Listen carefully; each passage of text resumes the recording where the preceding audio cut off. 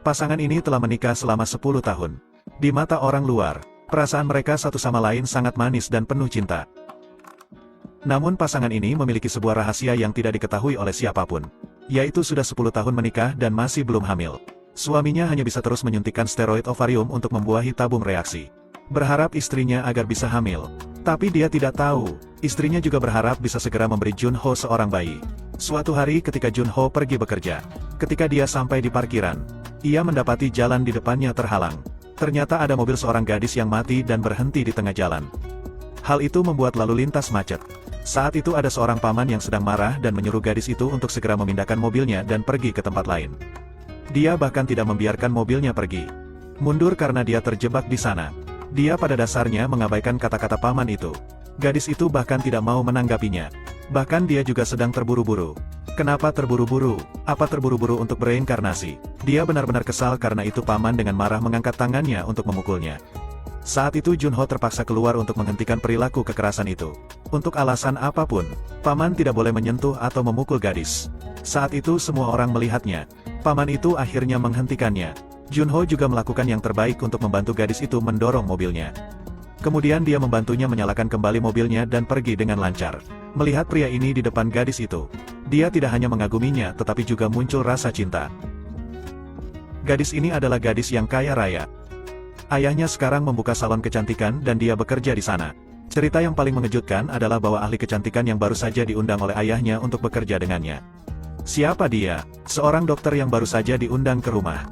Lalu kenapa? Karena hanya sekali bertemu dan jatuh cinta. Dia secara aktif mengundangnya untuk makan. Gadis itu berterima kasih atas kejadian di pagi hari.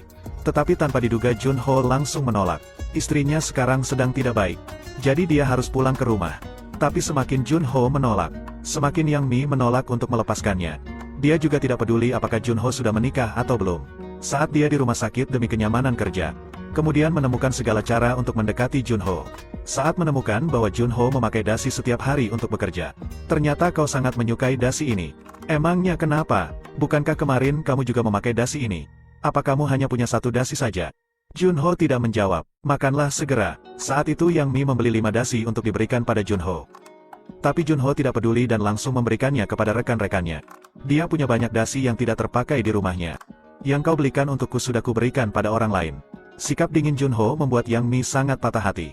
Ia merasa Junho tidak seharusnya semena-mena memberikan hadiah yang telah ia berikan kepada orang lain.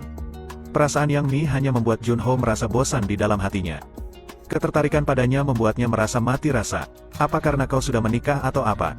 Tentu aja, lalu kenapa kalau kau masih lajang? Jika Junho bukan pria yang sudah menikah, bagaimana perasaanmu pada wanita sepertiku? Junho tidak menjawabnya. Sekarang seorang pekerja memasuki lift, yang kemudian dipaksa masuk ke sudut lift. Saat itu Junho berdiri berdekatan satu sama lain. Hal itu membuat suasana menjadi canggung. Selama 10 tahun terakhir membuat hingga 6 bayi buatan. Namun tak disangka kali ini masih gagal. Maaf Nona, pembuahan kali gagal lagi. Gadis itu diberitahu hasilnya dan mengatakan tidak akan melakukan operasi lagi. Dia tidak ingin melakukan bayi tabung lagi sampai 6 kali. Aku sudah mencoba yang terbaik. Apakah hal itu mengejutkanmu? Katakanlah Junho setuju dengan keputusannya. Dia selalu menginginkan seorang bayi. Tapi dia juga terlihat sangat lelah karena kehamilannya. Tak disangka tiba-tiba istrinya menawarkan untuk mengadopsi anak di panti asuhan. Ternyata dia sering pergi ke teater untuk beramal. Di rumah sakit ada seorang anak laki-laki yang sangat lucu bernama Rim. Istrinya berpikir untuk mengadopsinya, tapi mengenai adopsi Junho tidak langsung setuju. Dia merasa mengadopsi anak bukanlah hal yang mudah. Perlu dipikirkan dengan sangat hati-hati. Tapi keputusannya tidak akan dilahirkan kembali. Dan kini Yang Mi berusaha mengejar Junho. Ia bahkan langsung menyatakan cinta padanya. Aku menyukaimu Junho. Antusiasme Yang Mi benar-benar membuat Junho sulit untuk menolak. Dia ingin membuat Yang Mi segera berhenti. Kemudian sikap Junho terhadap Yang Mi semakin lama semakin dingin. Apakah orang yang punya uang seperti dia seperti itu? Apa maksud perkataanmu ini? Apa kau suka mengolok-olok orang lain? Aku hanya bercanda. Jangan mau diejek olehnya juga. Jangan terus bermain-main denganku nanti. Ini adalah peringatan. Tapi meskipun begitu, tidak ada harapan yang hilang. Dia bahkan merasa pengakuannya tidak salah. Di mana salahnya aku menyatakan cinta kepada orang yang aku sukai? Di titik mana aku mempermainkan orang lain? Hanya karena kamu sudah menikah. Jadi aku tidak punya hak untuk menyukaimu. Aku pernah mengatakan ingin mencintaimu. Atau ingin menciummu. Di mana kesalahanku pada akhirnya? Pada malam hari ketika dia datang untuk menjemputnya dari tempat kerja, dia terlihat lagi. Tetapi dia tidak menyangka bahwa itu adalah istrinya dan bukan orang lain. Dia adalah sahabatnya sejak SMA. Sekarang ketika dia melihatnya, dia merasa sangat kesal padanya. Saat mengingat masa-masa SMA, apakah dia menyukai teman sekelas laki-laki? Tapi orang itu menyukaiku. Maafkan aku. Sebenarnya orang yang aku sukai itu adalah alasan mengapa aku berteman denganmu hanya untuk mendekat. Aku benar-benar minta maaf. Orang ini bahkan membawa hadiah yang dia berikan sendiri untuk ini yang benar-benar mengakhiri persahabatan. Kisah lama itu seperti kembali terngiang di dalam hatinya, yang membuatnya semakin menyesal. Dia tidak menyangka bahwa masa SMA akan terulang kembali. Pria yang dicintainya masih menjadi miliknya.